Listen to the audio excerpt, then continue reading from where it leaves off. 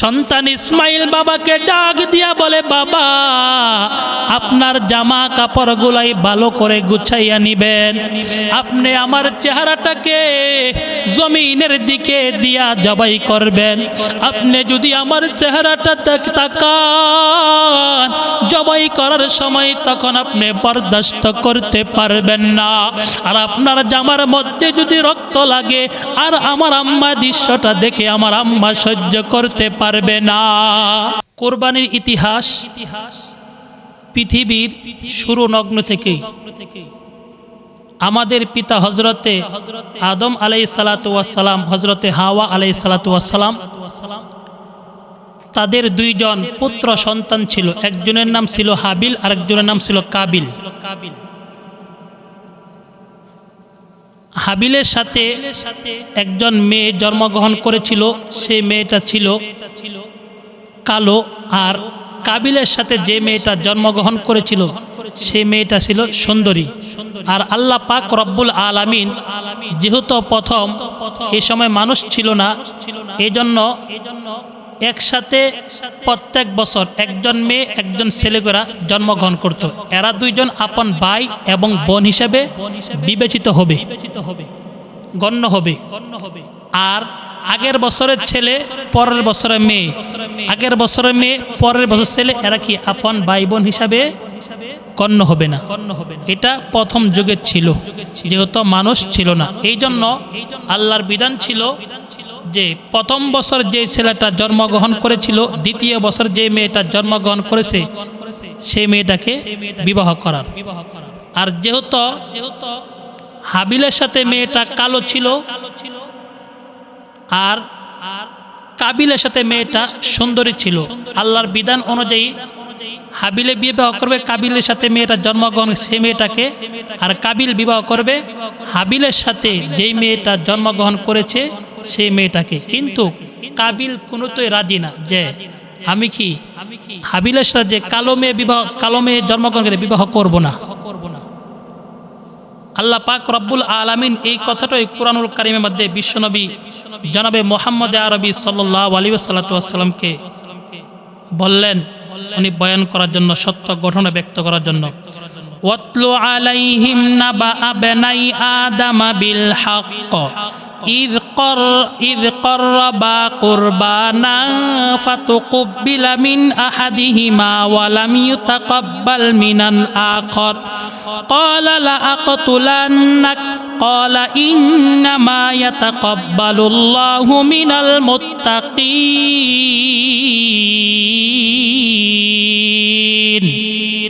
আল্লাহ পাক রব্বুল আলামিন বিশ্বনবীকে বললেন, আপনি সত্য ঘটনাটা আপনি বর্ণনা করুন। এখন এরা দুইজন যেহেতু রাজি না, হজরতে আদম আলাইহিস সালাতু ওয়াস সালাম দুজনকে বুঝাইছে যে যার ভাগ্যে যেটা আছে সেটা বিবাহ করো, এরা কোনোতে রাজি না। তখন আল্লাহ পাক বলছে, ঠিক আছে, দুজন গিয়া মাঠের মধ্যে কুরবানি করো, আর কুরবানি যার কুরবানি কবুল হবে সেওই কাবিলের সাথে যে মেয়েটা জন্মগ্রহণ করেছে সুন্দরী মেয়ে তাকে বিবাহ করবে।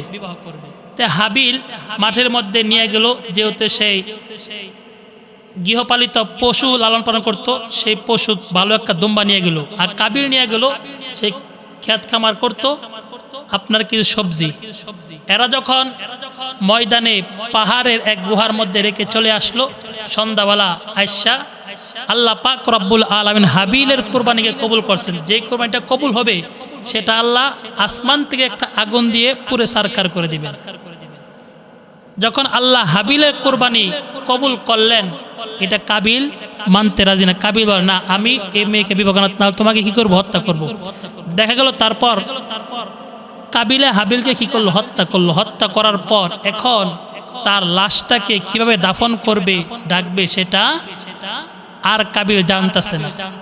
কারণ যেহেতু পৃথিবীর শুরুনগ্ন থেকে আগে কেউ মারা যায়নি, সেই জন্য সে বুঝতে পারে নাই। দুইটা কাক আসলো, আয়েশা একটা কাক আর একটা কাককে হত্যা করলো। হত্যা করার পর যে কাকটা মারা গেছে আর যে কাকটা জীবিত আছে, এই কাকটা মুখ দিয়ে মাটি খনন করে এখানে এই কাকটাকে রাখা সে দাফন করলে কাবিলকে শিক্ষা দিল এভাবে কি দাফন করতে হয়। তারপর সেই কাবিল আফসোস করেছিল। এটা কি পৃথিবীর শুরুনগ্নের কি কুরবানির ইতিহাস। আল্লাহ পাক রব্বুল আলামিন এই কুরবানিকে যুগে যুগে প্রত্যেক যুগে আল্লাহ পাক কি করেছেন, কুরবানি করার জন্য আল্লাহ আদেশ করেছেন। আল্লাহ পাক রব্বুল আলামিন সেই কথাটাই কোরআনুল কারীমের মধ্যে আল্লাহ পাক বলেন, প্রত্যেক নবীর উপর আল্লাহ পাক যেরকম ভাবে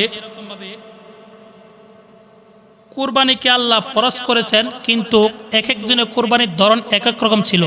যদি কারো কুরবানি কবুল হইতো তখন আসমান থেকে একটি আগুনের শাহ পুড়ে ফেলতো এবং ওই বা জবাই করা হবে এই পানি এরা খাইতে পারতো না। কিন্তু উম্মতে মুহাম্মদ কুরবানির ধরন ব্যতিক্রম, সেটা কি নিজেও খাইতে পারে, আত্মীয় স্বজনকে খাওয়াইতে পারে। যে প্রত্যেক উম্মতের উপর আল্লাহ যে কোরবানি ওয়াজিব করে সেটা বলেন, ওয়ালিকুল্লি উম্মাতিন জাআলনা মানসাকাল লিয়াযকুরাসমাল্লাহি আলা মা রাযাকাহুম মিন বাহিমাতিল আনআম। আল্লাহ পাক রব্বুল আলামিন ওয়ালিকুল্লি উম্মাতিন জাআলনা, প্রত্যেক উম্মতের উপর কোরবানি ফরজ করেছেন মান সাকাল লিয়াযকুরাসমাল্লাহা মা রাযাকাহুম মিন বাহিমাতিল আনআম, চতুষ্প জন্তু যারা কি আল্লাহর নাম নিয়ে জবাই করে। আর আমাদের যে কুরবানি বর্তমান আমরা কুরবানি করি, এই প্রচলিত কুরবানি হযরতে ইব্রাহিম আলাইহিস সালাতু ওয়াস সালাম থেকে শুরু হয়েছে। তে হযরতে ইব্রাহিম আলাইহিস সালাতু ওয়াস সালাম এর বয়স যখন হলো ৮৬ বছর, তিনি তখন আল্লাহর কাছে দোয়া করেন। কি দোয়া করেন? রব্বি হাবিলি মিনাস সালিহিন,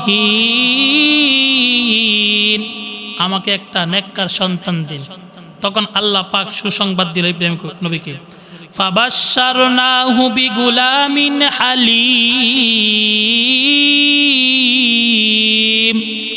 তোমার জন্য সুসংবাদ, বিগুলামিন হালিম, সহনশীল একটা কি বালকের। তে হযরত ইব্রাহিম আলাইহিস সালাতু ওয়াস সালামের প্রথম স্ত্রী ছিল হযরতে সাহারা আলাইহিস সালাতু ওয়াস সালাম। হযরতে সাহারা আলাইহিস সালাতু ওয়াস সালাম ওনার বয়স প্রায় ৯৯ বছর। হযরত ইব্রাহিম আলাইহিস সালাতু ওয়াস সালাম বয়স প্রায় ১২০ বছর বয়স, সন্তান হচ্ছে না। তে সাহারা আলাইহিস সালাতু ওয়াস সালাম নিজেকে বন্ধই মনে করলেন। আর মিশরের যে ফেরাউন ছিল সেই সাহারাকে একটা নমনী দাসী হাদিয়া স্বরূপ উপহার স্বরূপ দিয়েছিলেন, যার নাম হযরতে হাজরা আলাইহিস সালাতু ওয়াস সালাম। এই হাজরা আলাইহিস সালাতু ওয়াস সালামকে বিবাহ করার জন্য হযরতে ইব্রাহিম আলাইহিস সালাতু ওয়াস সালামকে বললেন। ইব্রাহিম আলাইহিস সালাতু ওয়াস সালাম হযরতে হাজরা আলাইহিস সালাতু ওয়াস সালামকে যখন বিবাহ করলেন, তার গর্ভে থেকে একটা সন্তান জন্ম নিয়েছে, যে সন্তানের নাম হযরতে ইসমাইল আলাইহিস সালাতু ওয়াস সালাম। আর পরবর্তীতে হযরতে সারা আলাইহিস সালাতু ওয়াস সালামের গর্ভে থেকে একটা সন্তান জন্ম নিয়েছিল, যার নাম হযরতে ইসহাক আলাইহিস সালাতু ওয়াস সালাম ছিলেন।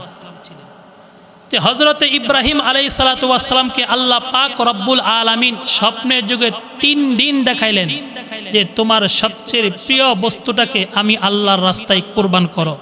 উনি বুঝতে পারলেন না। তৃতীয় দিন বুঝতে পারলেন যে আমার সবচেয়ে প্রিয় বস্তুটা হলো কি, একমাত্র আমার সন্তান।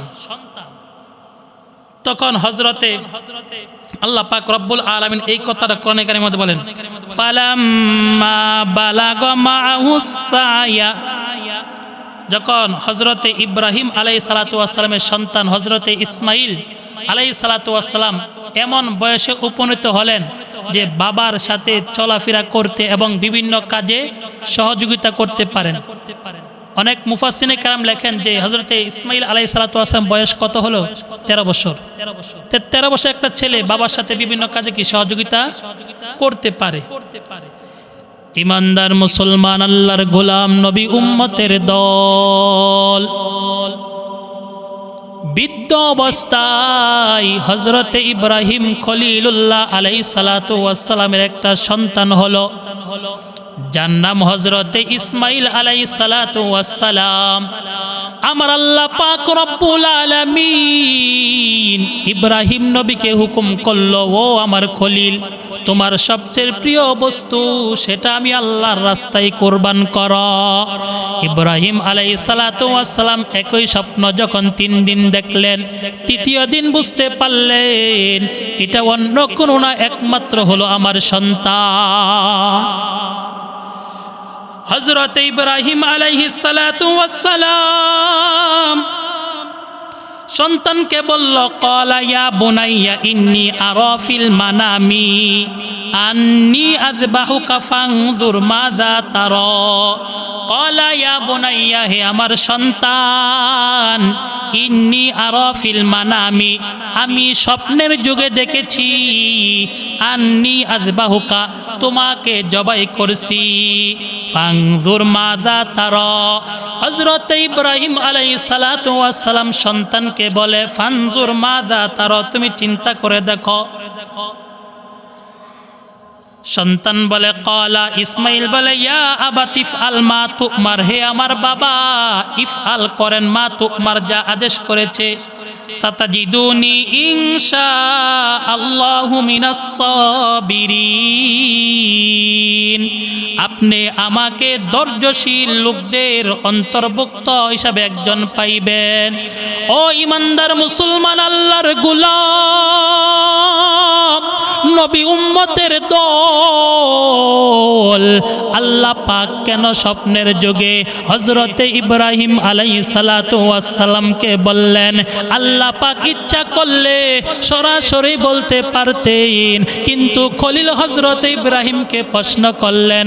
আমার আল্লাহ ওনার অন্তরের অবস্থা জানতে চাইলেন। আমার আল্লাহর মোহাব্বত বেশি নাকি সন্তানের মোহাব্বত বেশি? হযরতে ইসমাইল আলাইহিস সালাতু ওয়াস সালাম বুঝতে পারলেন, যেহেতু আমার বাবা একজন পয়গম্বর, আল্লাহর একজন জলিলুল কদর নবী, অতএব আমার বাবার স্বপ্ন হলো ওহী, যেটা স্বপ্নের মাধ্যমে দেখানো হয়েছে এটা বাস্তবই মনে হয় দেখানো হয়েছে। সন্তান আর বাবার মাঝে যখন কথাবার্তা শেষ, যখন সন্তানকে নিয়ে বাবা কুরবান গায়ে যাচ্ছিল ময়দানের মধ্যে সন্তানকে কুরবানি করার জন্য, তাফসীরের কুরতুবীর মধ্যে লেখা হয়, সন্তান বাবাকে ডাক দিয়া বলে, আমার বাবা, আপনি আমাকে জবাই করবেন, কোনো সমস্যা নাই, আমার কয়েকটা কথা আপনি ভালো করে শুনে রাখেন। আমি হইলাম আপনার একমাত্র আদরের সন্তান ইসমাইল, আপনি আমাকে ভালো করে রশি দিয়ে বাঁধবেন, কারণ যদি আমার হাত পা জবাই করার সময় শরীরে আপনার শরীরে লেগে যায় তাহলে আপনার সোয়াবতে গ্রাস পাইতে পারে।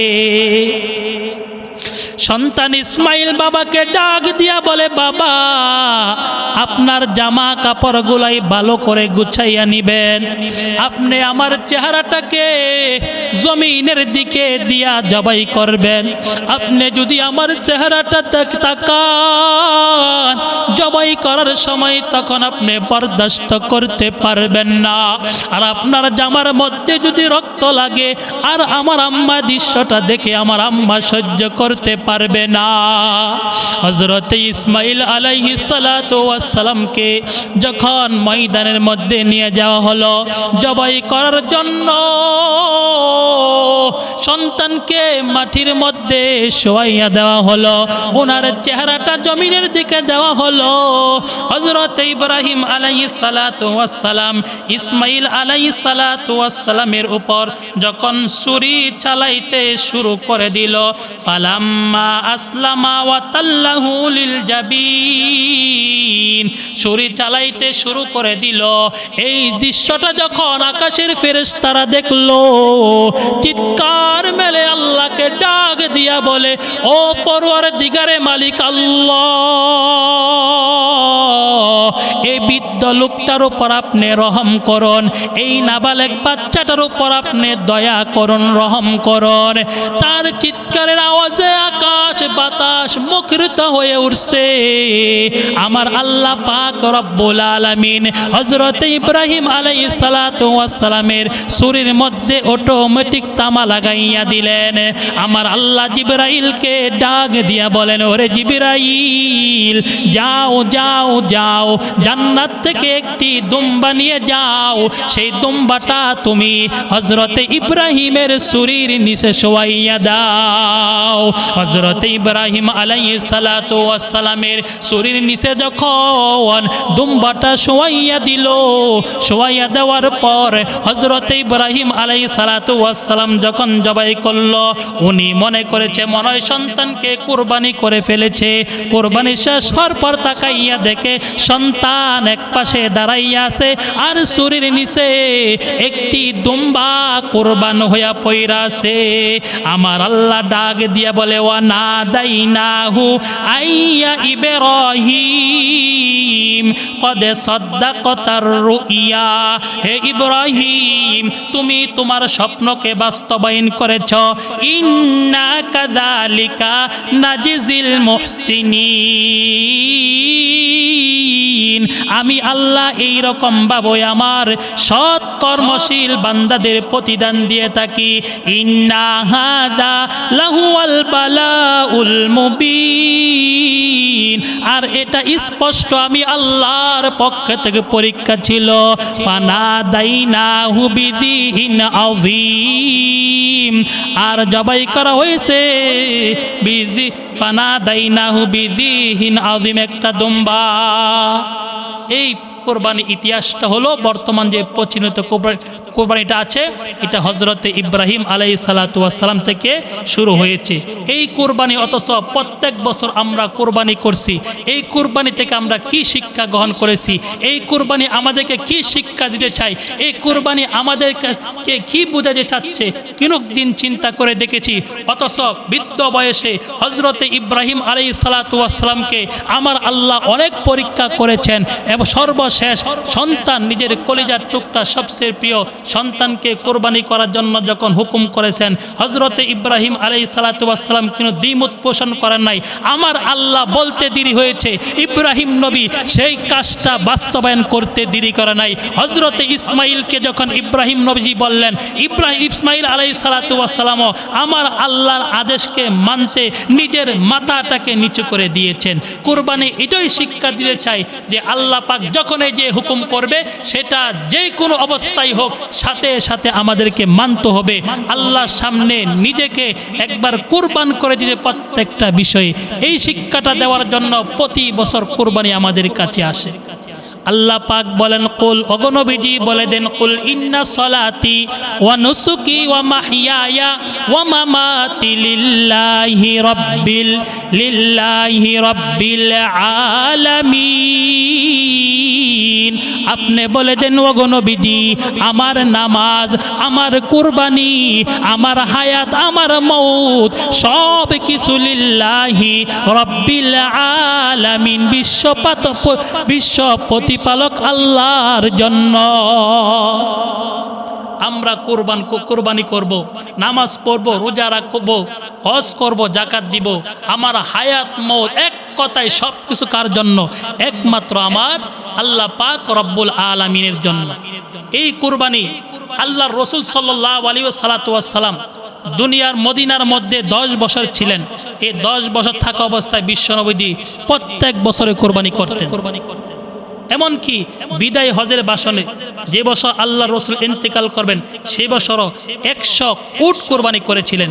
এর মধ্যে নিজের হাতে 63টা উট কোরবানি করেছেন, আর বাকিটা হযরতে আলী রাদিয়াল্লাহু তাআলা আনহুকে আদেশ করছেন কোরবানি করার জন্য। এই কোরবানির কি ফজিলত, আমরা কোরবানি করব, এটা কি ফজিলত? হাদিস শরীফের মধ্যে আল্লাহর হাবিব সাল্লাল্লাহু আলাইহি ওয়াসাল্লামের সাহাবী থেকে বর্ণিত, বিশ্বনবী সাল্লাল্লাহু আলাইহি ওয়াসাল্লামকে সাহাবারা বলেন, আসহাবু রাসূলিল্লাহি সাল্লাল্লাহু আলাইহি ওয়াসাল্লাম হাযিল আযহি ইয়া রাসূলুল্লাহ, ওগো আল্লাহর নবীজি কুরবানি এটা কোন জিনিস, এটা কি? ক্বালা সুন্নাতু আবিকুম ইব্রাহিম আলাইহিস সালাতু ওয়াস সালাম। আমার নবী বলেন, ও আমার সাহাবীরা শোনো, এই কুরবানি হলো তোমাদের পিতা হযরতে ইব্রাহিম আলাইহিস সালাতু ওয়াস সালামের সুন্নাহ। আল্লাহর নবীর সাহাবায়ে কেরাম বলেন, ক্বালু ফামা লানা ফিহা ইয়া রাসূলুল্লাহ, ওগো নবীজি এই কুরবানি যদি আমরা করি তাহলে আমাদের জন্য কি লাভ? আল্লাহর নবী বিশ্ব নবী রাহমাতাল লিল আলামিন ডাক দিয়া বলেন, সাহাবী শোনো, ক্বালা বিকুল্লি শারাতিন হাসানাতুন, প্রত্যেকটা রুমের বিনিময়ে একটি করে নেকি আছে। আল্লাহর নবীর সাহাবায়ে কেরাম বলেন, ক্বালু ফাসসুফ ইয়া রাসূলুল্লাহ, যদি দুম্বা হয় তাহলে কি? আল্লাহর নবী বলেন, ক্বালা বিকুল্লি শারাতিন মিনাস সুফি হাসানাতুন, যদি দুম্বা হয় প্রত্যেকটা পশমের বিনিময়ে একটা করে আমার আল্লাহ নেকি দান করবেন। যত বড় প্রাণী হোক না কেন, এই প্রাণীর মধ্যে যতটা, এই পশুর মধ্যে যতটা পশম থাকবে, কোরবানির পশুর মধ্যে ততটা পশমের বিনিময়ে আল্লাহ পাক এক একটা করে নেকি দান করবেন। এক নাম্বার ফজিলত। দুই নাম্বার, আল্লাহ রসুল সাল্লাল্লাহু আলাইহি ওয়াসাল্লাম বলেন, মা আমিলা আদামিয়ুন মিন আমালিন আহাব্বা ইলাল্লাহি মিন ইহরাকিদ দামি, যে কুরবানির দিন যত কাজ করা হয় এর মধ্যে সবচেয়ে পছন্দ কাজ আল্লাহর কাছে হলো রক্ত প্রবাহিত করা, অর্থাৎ কুরবানি করা। এটা কি আল্লাহর কাছে কুরবানির দিন কি কুরবানি করা সবচেয়ে বেশি পছন্দনীয় কাজ। ইন্নাহা লায়াতি ইয়াউমাল কিয়ামাতি বিকুরুনিহা ওয়া আশআরিহা ওয়া আযলাফিহা, ইন্নাদ দামা লায়াকাউ মিনাল্লাহি বিমাকানিন ক্বাবলা আইয়াকা মিনাল আরদি ফাতিবু বিহা নাফসান।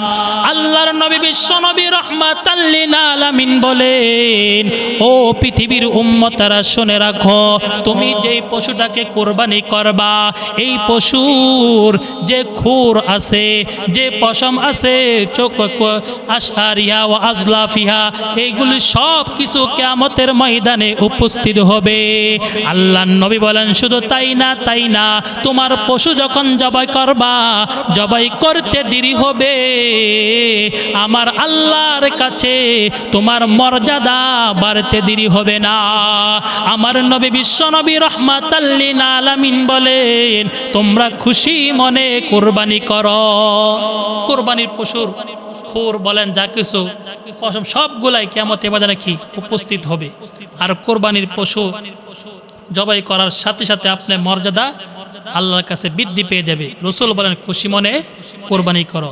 তিন নাম্বার ফজিলত, আল্লাহর হাবিব সাল্লাল্লাহু আলাইহি ওয়াসাল্লাম হযরতে ফাতেমা রাদিয়াল্লাহু তাআলা আনহাকে বলেন, ও ফাতেমা, যখন কুরবানির পশু জবাই করা হয় তুমি দৌড়ে কুরবানির পশুর কাছে যাইবা। কুরবানির পশুর জবাই করার পর রক্তটা জমিনে পড়তে দেরি হয়, আমার আল্লাহ গুনাহ ক্ষমা করতে দেরি করেন না। আল্লাহর নবী বিশ্ব নবী রাহমাতাল লিল আলামিনের কলিজার টুকরা সন্তান মেয়ে হযরতে ফাতেমা ডাক দিয়া বলে, ইয়া রাসূলুল্লাহ, এই ফজিলতটা কি শুধু আহলে বায়াত নবীজির প্রেমীর পরিবারের জন্য নাকি সমস্ত মুসলমানের জন্য? আমার নবী বলেন, ও ফাতেমা, এই ফজিলত সমস্ত মুসলমানের জন্য। হযরতে ফাতেমা রাদিয়াল্লাহু তাআলা আনহা বলেন, এই কথাটা আমার নবীজি দুইবার বলেছেন। রক্ত জমিনে পড়তে দেরি হয়, আল্লাহ পাক গুনাহ মাফ করতে দেরি করেন নাই। চার নাম্বার ফজিলত হলো, আল্লাহ রসুল সাল্লাল্লাহু আলাইহি ওয়াসাল্লাম বলেন, তোমরা মোটা তাজা দেখা ভালো দেখে একটা পশু কুরবানি করো, কারণ সেটা তোমার কিয়ামতের ময়দানে ফুল সিরাতে তোমার জন্য বাহন হবে। পাঁচ নাম্বার ফজিলত হলো, বিশ্ব নবীজি বলেন, তোমার জন্য যে পশুটা তুমি কুরবানি করবা, এই পশুটা কিয়ামতের ময়দানে তোমার জন্য জাহান্নামের দিয়াল হয়ে দাঁড়াইবে। ছয় নাম্বার ফজিলত, আল্লাহ রসুল সাল্লাল্লাহু আলাইহি ওয়াসাল্লাম বলেন, বিকুল্লি কতরাতিন হাসানাতুন, কুরবানির পশুর প্রত্যেকটা রক্তের ফোঁটার বিনিময়ে আল্লাহ পাক তোমার আমলনামায় নেকি দান করবেন। 7 নাম্বার ফজিলত হলো, আল্লাহ রসুল সাল্লাল্লাহু আলাইহি ওয়াসাল্লাম বলেন, তোমরা কোরবানির পশু জবাই করে তোমরা নিজেরা খাও, তারপরে মানুষদেরকে খাওয়াও, দরিদ্রকে দাও। কোরবানির পশুকে ধারালো অস্ত্র দিয়ে জবাই করা যাতে কষ্ট না হয়। এই কোরবানি আল্লাহ পাক রব্বুল আলামিনের কাছে কোরবানির পশু কোনো কিছুই পৌঁছে না, একমাত্র আল্লাহ পাক তোমার অন্তরের অবস্থাটা দেখেন। আল্লাহ পাক বলেন, লা ইয়ানালাল্লাহু লুহুমুহা ওয়ালা দিমাউহা ওয়ালাকিন ইয়ানালুহুত তাকওয়া মিনকুম। আল্লাহ পাক বলেন, তোমরা যে পশু জবাই করো এটা রক্ত মাংস কোনো কিছুই আমি আল্লাহর কাছে পৌঁছে না, আমি আল্লাহ শুধু তোমাদের অন্তরের অবস্থাটা দেখি। বিশ্বনবী রাহমাতুল লিল আলামিন বলেন, কুরবানির পশুর যে লেদা আছে, গোবর, তারপরে যত কিছু সব কিছু কিয়ামতের ময়দানে এগুলো তোমার মিজানের পাল্লার মধ্যে ওজন করা হবে। এই জন্য একমাত্র আল্লাহর সন্তুষ্টির জন্য কি আমাদের কোরবানি করতে হবে। এই কোরবানি যারা সামর্থ্য আছে, যারা কোরবানি না করে, এদের সম্পর্কে বিশ্বনবীজি কত কঠোর কথা বলেছেন। বিশ্বনবী রাহমাতুল লিল আলামিন বলেন, যাদের কুরবানি করার মতো সামর্থ্য আছে সে ব্যক্তি কুরবানি করে নাই, সে ব্যক্তি যেন আমাদের ঈদগার মধ্যে না আসে। অথচ কত বড় দমকের কথা, কুরবানি করার সামর্থ্য থাকার পরও যে ব্যক্তি কুরবানি করে না সেই যেন বিশ্বনবীজি ঈদগার মধ্যে না যায়, সে নিষেধ করেছেন।